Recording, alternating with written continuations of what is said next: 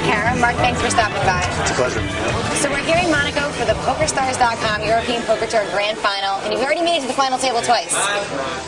Yeah, I mean, I'm hoping to improve on my last one, so I guess I'm going to have to win to do that. Definitely. So first of all, tell me about the first year you made it, 2006. Yeah, 2006, that was my first, that was actually only my second major tournament I'd ever played. Really? And I Did you buy in? You qualified? Yeah, I qualified online for it.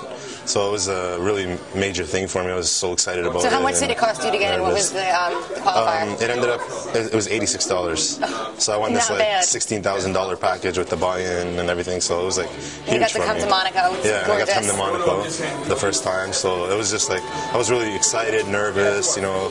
So I ended up doing really well, and I came in fourth place. So it was like a huge boost. You must have been thrilled, yeah. Unbelievable, yeah. It was the best feeling I've ever had in my life.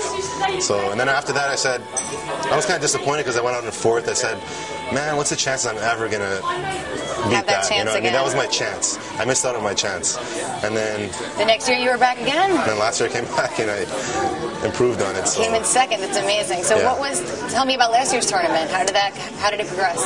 Well, last year was a lot different from the first year, because the first year I came in, the money meant a lot to me, so I was playing really conservative and just trying to move up one spot by one spot. But last year I was a lot more comfortable when I came here. You've been playing a lot more events in that year? Yeah, I had been playing a lot more events. I had, you know, my bankroll was bigger, more experience, so I was a lot more aggressive. And it paid off? And it paid off because, I mean, I was chip leader for quite a bit, and I always stayed near the top of the leaderboard, so I was a lot more comfortable last year than the first year. Well, how do you maintain a chip lead in a tournament like that with a good structure when you have a lot of play? Well, you have to be really aggressive. And what a lot of people make a mistake in is that once they get a lot of chips, they say, oh, I'll just fold to make the final table. Then when they make the final table, they have a short stack, and they're the first or second one out. Pushing, yeah. Me, I do like the opposite. The more chips I have, the more aggressive I get. You just keep pushing them? I want to force other people to gamble, but when they have a small stack, they're like, well, if I lose this hand, I'm out. Me, if I lose it, it doesn't hurt me so bad. So basically, putting that kind of pressure on them is really important in maintaining a chip lead for a long time. So I know that you're also a successful cash game player. I heard you just came from Malta. There's some juicy cash games there. There's some very good cash games there. I was the youngest player by at least 20 years. So they had a lot of wealthy, older gentlemen.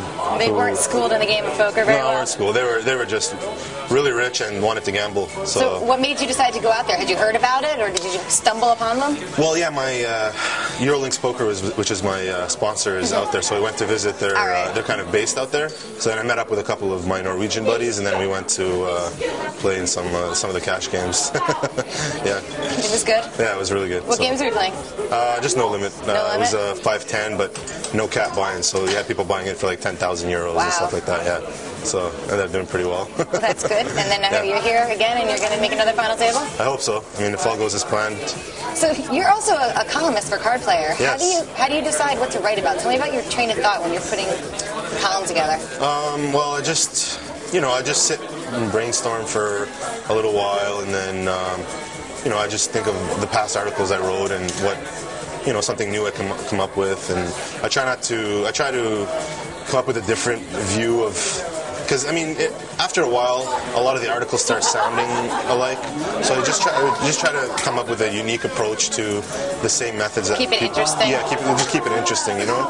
And that's pretty much it. I mean, I do one article a month, and probably spend a few hours thinking about it, writing it out. And I have one of my buddies who helps me edit it and everything. So So do you have a favorite article? Do you have a specific article you're really proud of?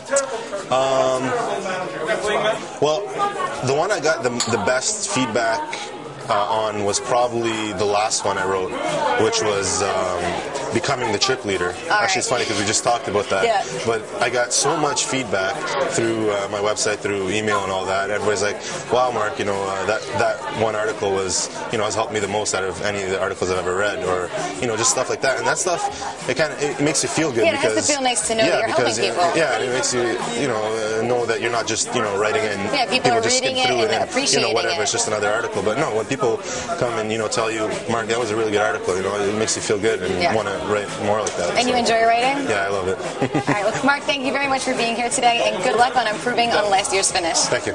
Lizzie Harrison with Marc Karam for Card Player TV.